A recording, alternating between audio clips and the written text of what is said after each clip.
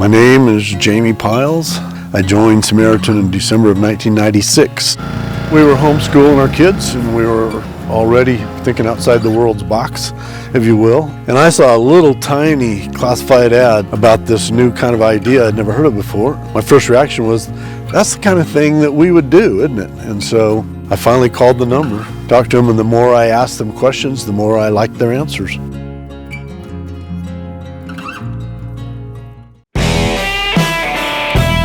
Hey y'all, welcome to the Cross Politic on the Fight Laugh Feast Network. It's good to be with you in the middle of the week. We had a debate. We had a debate about this. To the Cross Politic? Yes. To the Cross Politic. To the Cross Politic, because I was trying to think about what day the show's is. Never mind. I could tell you, it's like you aren't used to introducing people to the show. I'm going to bring this up anyway. How long have you been doing this?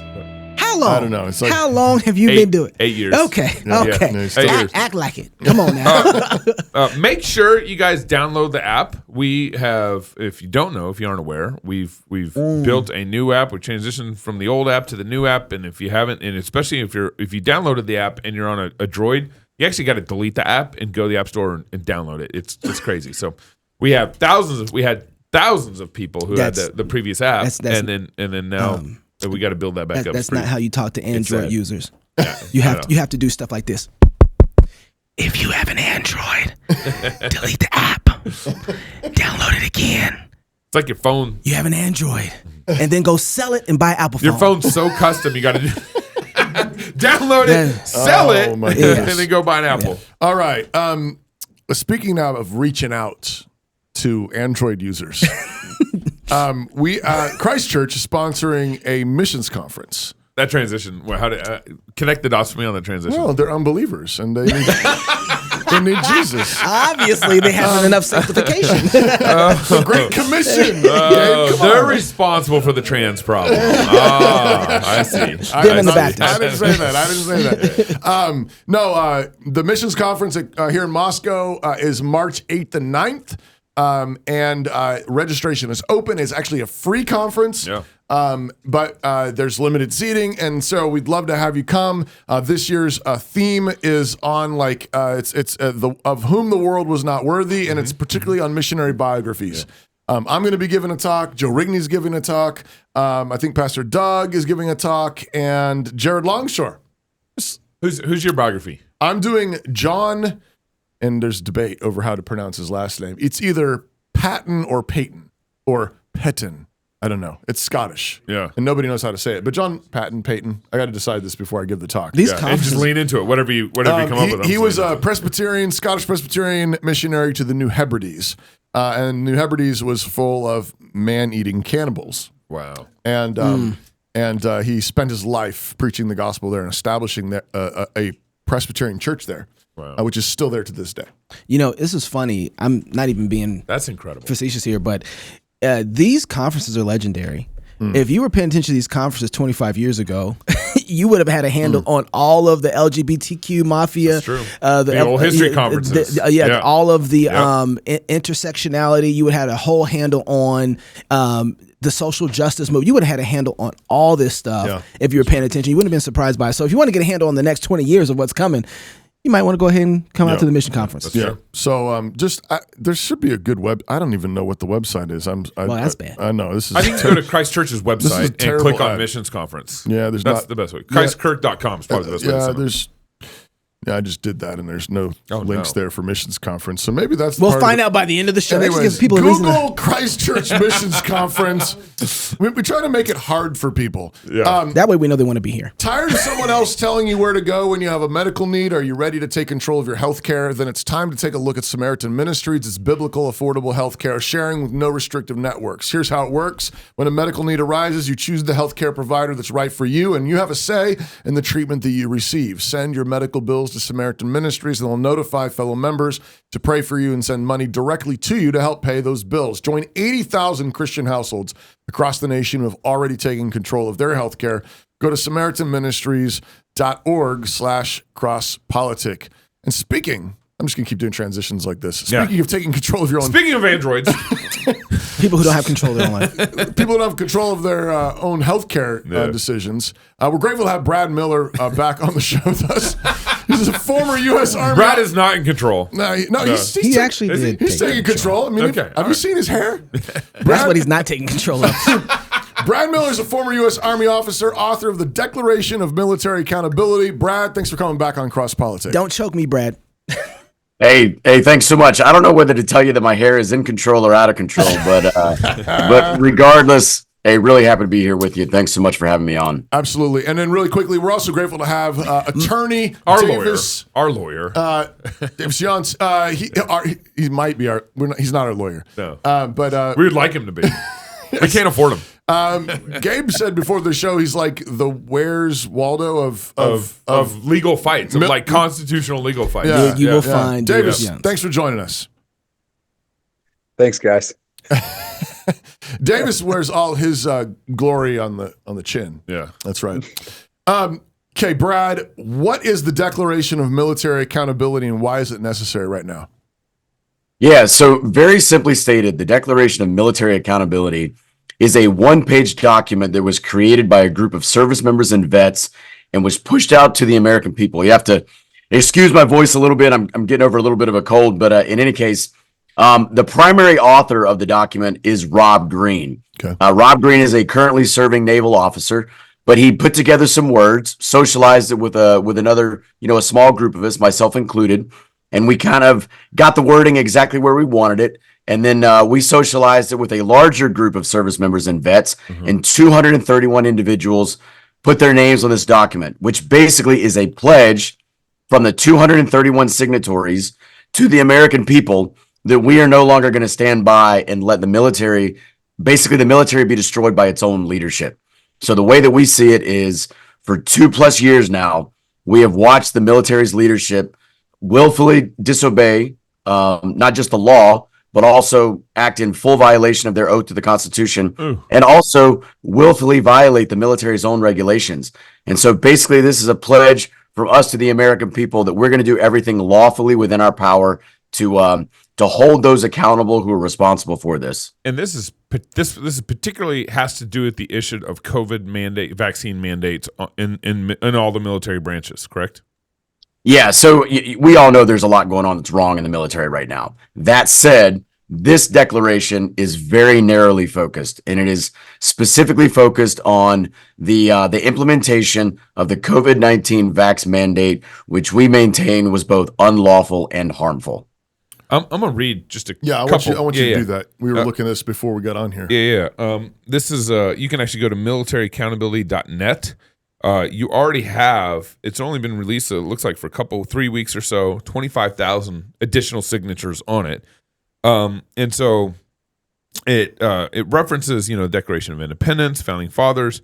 It references that they're, kind of what Brad was saying, that they're pursuing accountability.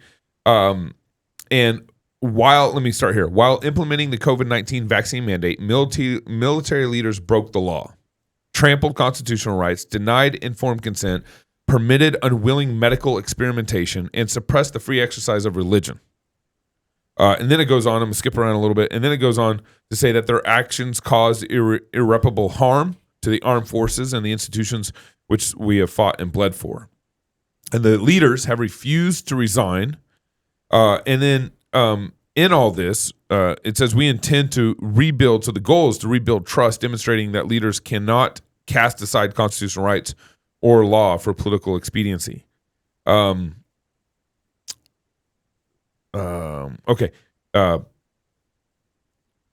undersign on behalf of hundreds of thousands of service members and American people, while appealing to the supreme judge of the world for guidance and purity of intention, mutually pledge to each other that we will do everything in our power through lawful word and action to hold accountability of our military leaders. One of the things that you also reference in this is that your appeals process, you guys have appealed this thing and through normal channels in the military, but those haven't been heard.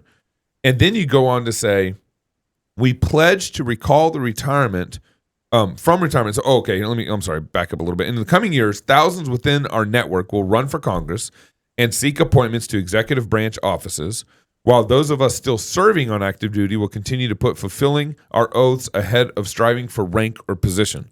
For those who achieve the lawful authority to do so, we pledge to recall from retirement the military leaders who broke the law and will convene courts martial for the crimes they've committed. For those of us who attain legislative office, we pledge to introduce legislation to remove all retirement income for the military leaders who were criminally complicit and will ensure non-service in or retire from the senior executive services.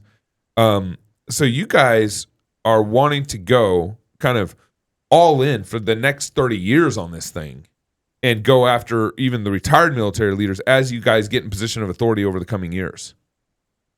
Yeah, so what I would say is there's kind of the time horizon along which we're looking for in terms of like how long it would take for a lot of this to come to fruition. And for sure, it might take a while, but we believe that this is this significant when you look at what all has been done and the way in which our military is being destroyed. Yeah, we have to do this. But however, there's another aspect of timing as well. And I think that's where we recognize that now is the time for us to move forward on this. Now, it may take a long time for all this to come to fruition. You know, you could say that this is what we are trying to do is simple, but that doesn't mean that it's easy. And we acknowledge, we're in this for the long haul. But, that other issue of timing is that everybody knows 2024 is going to be a big year. And I'm not just talking about the election. It's just, there's just so much going on right now. There's just a lot of energy in the air right now. And people know that if it's not now, then when's it going to be? Okay, I got to ask. Davis, I've respected you up until this point. You know what I'm saying? Like, you've been a good guy. And, you're a lawyer, so I believe you take up cases that you think are good to take up and that you believe that you can win. But this is not even a legal case. What even is this? What is this, like a threat? What are you doing? Well, so a couple of things just by way of background. So Rob Green, who was a lot of the idea behind this, is my client. So I will say that. I will own him. I will also say he wrote an excellent book. It's called Defending the Constitution Behind Enemy Lines. That Rob Green wrote that. Okay. So I think that's an important perspective people can get, and you can see why it led up to this point. But here's the issue. I'll give you two examples of why accountability is so important as we look at this, and then also why so many people feel we have to look to extraordinary measures for accountability in this. So the first thing is the Secretary of Defense, the still serving Secretary of Defense, was told by the Inspector General, the watchdog agency for the Department of Defense, in June, they were told in June, hey, these religious accommodation requests are not being properly processed. It is apparent to us as the IG, as the watchdog agency, you are violating constitutional rights in your religious accommodation review process in the military. The Secretary of Defense did nothing with that from June, did nothing with it in July, did nothing with it in August. And it only had an impact after there was FOIA requests and other things, and it was made public. Nothing was done with it. So the Secretary of Defense was told, you are apparently, it is obvious based on our initial analysis, you are violating the constitutional rights. All the branches of service are violating the constitutional rights of service members, and they did nothing. Wow. They did nothing in response to that. They were aware and they did nothing. That's one example. The second example is in the federal courts. The Department of Defense and Department of Justice, their attorney said the United States military does not believe it has to follow the Religious Freedom Restoration Act. We don't have to follow that.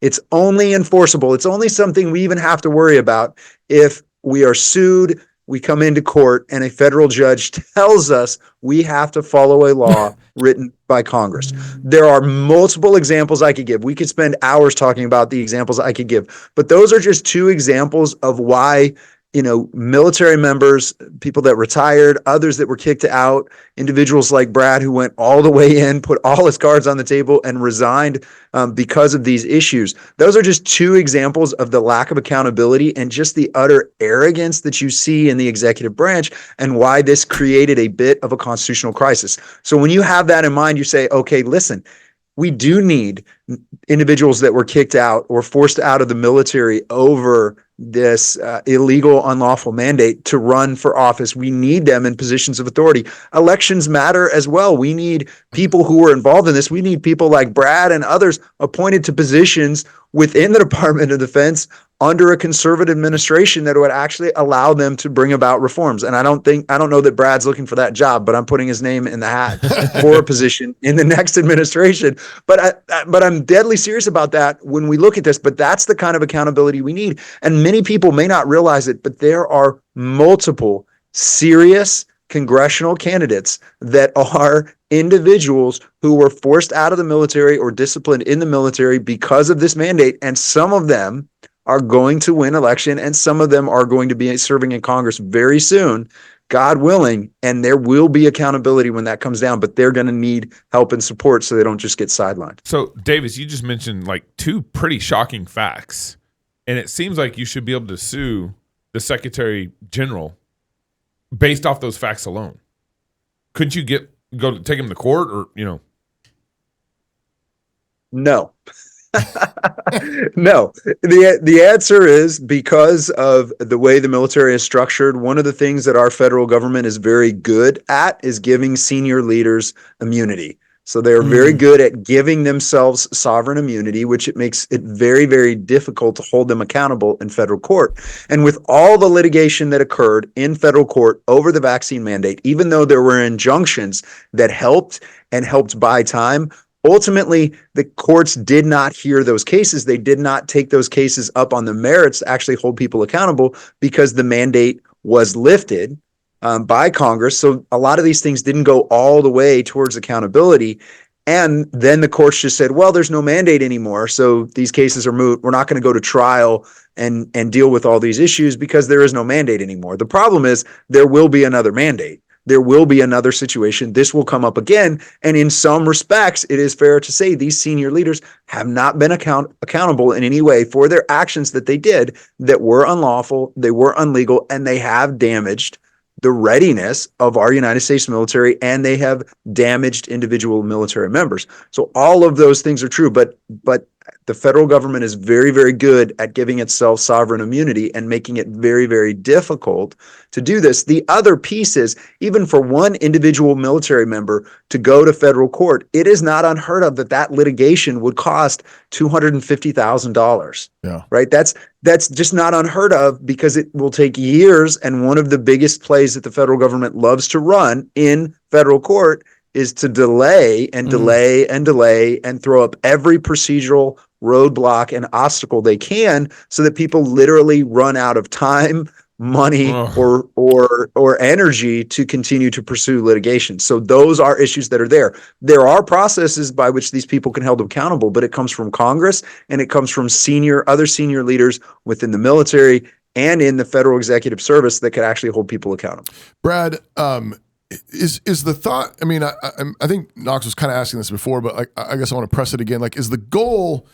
Is the goal to simply do what you're saying you're going to do in this declaration of military accountability? Like, we're just going to run for office and we're looking to continue to serve and we are going to establish accountability.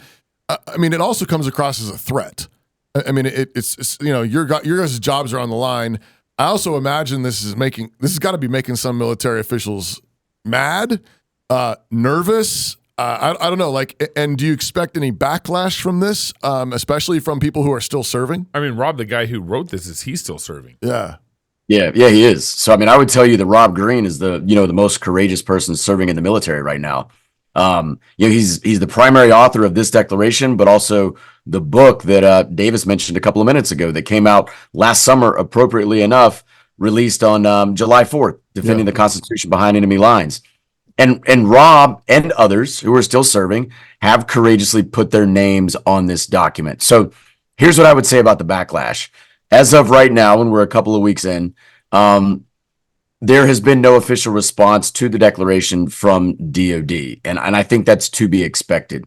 I think their first course of action, in as much as they can do it, and for as long as they can do it, they're going to try and ignore us. It's up to us to make ourselves unignorable to some degree. Once they acknowledge that we're even here and that we've presented this declaration, that already somewhat legitimizes our claims. Because, you mentioned a couple minutes ago, 25,000 people have already signed our petition. And just let me hit that real quick. So if you go to militaryaccountability.com and it'll come up as net, but com will just take it in net. So I just tell everybody militaryaccountability.com. We've had some site issues we're kind of working through there, hence the confusion, but just militaryaccountability.com. You will find the declaration. You'll find the names of all the signatories, but then you will find a petition associated with the declaration that anybody can sign. You do not have to have any affiliation whatsoever with the military. That's just for Americans who read that petition and agree with it, want to support us. They know change needs to occur. They care about what's happening in the military, and they want to support. And so would I use the word threat? I would not use the word threat. That said, we are serious. We want people to be held accountable for the laws that they broke. But here's what we're saying. We don't want to do anything to circumvent the Constitution. We don't want to do anything that is outside the bounds of the law. In fact, our chief complaint is these senior leaders violated their oaths to the Constitution. They broke laws. They violated military regulations. All we're asking is for all of those things, those frameworks that already exist that were not followed. All we're asking is for those that did not follow them to just be merely held accountable. I've got a follow-up question on that, but I got to read this ad, and then I'm coming back to you, Brad. If you're a fan of Cross Politic or the Fight Laugh Feast Network, then surely you know we have a merch store, right? Rowdy Christian Merch is your one-stop shop for everything Cross Politic merchandise. Hey, Gabe, when are we going to get the Prodigal America merch going? Probably after business meeting after Fort Worth. Okay. Yeah. After? Yeah. People are asking for it now. Now? Yeah. Okay. It's advertisement. All right. Prodigal America merch. You heard it here. We just had a business meeting. We've got t-shirts, hoodies, hats, but we've also got specialty items like backpacks, mugs, coffee, even AirPod cases. Visit Rowdy Christian merch at rowdychristian.com, rowdychristian.com, and buy that next gift or a little something for yourself. Remember Valentine's Day, right around the corner. Nothing says love like Rowdy. Like Rowdy Christian merch, rowdychristian.com. I was going to ask you, Brad, has there been anybody at all like that's been in leadership that was involved in enforcing mandates who has changed their minds, who has softened, who has come back, maybe even quietly and said, guys, you're right, I screwed up? Publicly, no. Here's what I can tell you. I can tell you we have billets for approximately 600 active duty generals and admirals. So that's across the entire active duty force, 1-star to 4-star, about 600 billets that we maintain for those, individuals in those positions at that rank. Of those that are currently serving, all of them went along with this. Otherwise they wouldn't still be in. They wouldn't still be in those positions. And none of them, I repeat, none of them have come out and publicly spoken up about what has happened. Man. So now there may be individuals who retired. Yeah. There may be senior leaders who have retired because they didn't want to go along with this, etc. But what I'm saying is, all our generals and admirals that are active duty, that are currently serving right now, hundreds of them, exactly zero, have come out and spoken in any way publicly against what has happened. Even making some sort of soft comment in support of us, or soft criticism of the mandate. No, that has not happened. And these are supposed to be our brave men going out to war. Yeah. Our brave men, defending our country. Right. Our brave men, that if Russia attacks, if China attacks, if we get in a World War III, they're going to be leading the charge. That's right. Man, and that's why this matters. That's why integrity, courage. These things all, like you don't, you can't have a failure of nerve and integrity in one place, and then that's somehow like magically come back when you're fighting the commies or jihadists or whatever. I thought the LGBT and trans thing is weakening our army, hands down. Sure, but this is worse. Why do you say it's worse? Why do you say it's worse? It seems like these guys, have been serving for a long time. They're some sort of general. They're some sort of star, right? Yeah. 1, 2, 3, 4. Because they're eating themselves. They're attacking them. Like they're attacking good men. Like that. That's what you mean by it's worse. Well, and they are not able to stand up to their own people after they've been in the military for 25 years, 20 years, 15, 25 years, and they can't stand up here. in this place where it should be easy to stand up. Well, this is the kind of thing that makes men want to follow you too. So when a man stands up and takes, I was going to ask you about Rob Green because we got to get him on the show. I really want to talk to Rob, but so introduce me, Davis. Yeah, so I'm trying to figure out how Rob is able to manage doing what does he even do, and how is he able to do that knowing there's got to be targets on his back. You know, from the beginning, Rob has been one of those people that felt called to continue to serve in some capacity. But the simplest thing I can say about his situation is Rob is an outstanding officer, and they need him. They need people like him. But he's simply not complied, and he's demonstrated throughout. He's shown them, this is why I'm not complying. This is why it is unlawful, and he's done things the right way throughout. So he hasn't done anything wrong. He hasn't committed any violations of the Uniform Code of Military Justice. He simply said, I will not go along. There was a period of time where Rob was working in a parking lot from his car on a laptop, getting Wi-Fi from the building and handing papers through his car window. I'm not kidding you. Handing papers to people through his car window because he wouldn't put on a mask to go into the building, but he could still continue to do his job, and he was continuing to do his job. So absolutely, you know, that is what we need. But Rob has been very careful. Rob has been very smart about calling out, asking for accountability. At the same time, he has complied with the law. He has said no to certain things, but he has always found a way to continue to do his job and to meet his responsibilities. And he hasn't gone looking for unnecessary fights. So he's done that very, very well. And that's why he's still serving. And they haven't been able to come after him yet. It's like not all heroes wear capes, you know, kind of thing. I was like, sometimes they're parked in their car, handing papers through windows, handing papers through the as the there's window. COVID all over the paper. Hey, do you guys have about 10 more minutes? I want to be able to talk to you backstage, and I got some. I don't know if I can even release this out there like this, but I have a question for you that might get you some trouble. But you guys got 10 minutes, you know, to get in some trouble on backstage. Sure. I like that. Not very confident answer. I was like, yeah, why not? All of a sudden, we're going to see all these military accounts go backstage like, what did they say? It worked. All right. Well, give us that website again where people can go and sign this. I don't even know what Declaration. I'm signing yeah, that. that's what it is, a declaration. Yeah, so it's militaryaccountability.com, and you will find the declaration that was written, has been signed by 231 individuals. But then there's an associated petition that anybody can sign. But yeah, that's at militaryaccountability.com. All right. Thank you, guys. We'll be backstage in just a second. If you're single, get married. If you're married, have you some kids. And if you have kids, go baptize them. Until tomorrow, love God with all your heart, soul, mind, and strength. Love your neighbor as yourself. Go fight, laugh, and feast. And if you don't have one of those Cross-Politic backstage passes, you should go get one at crosspolitic.com. Get you a club membership and talk with us backstage. This is Cross-Politic. I just signed it. Oh, you signed it? Yep. You're fast.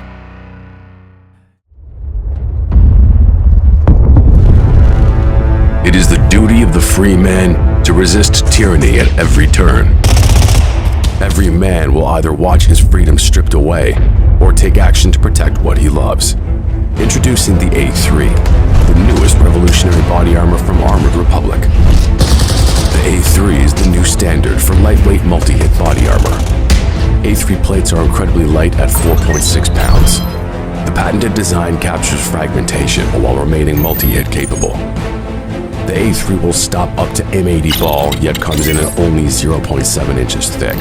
The A3 is the thinnest NIJ .06 compliant or certified composite standalone plate that includes the drop test.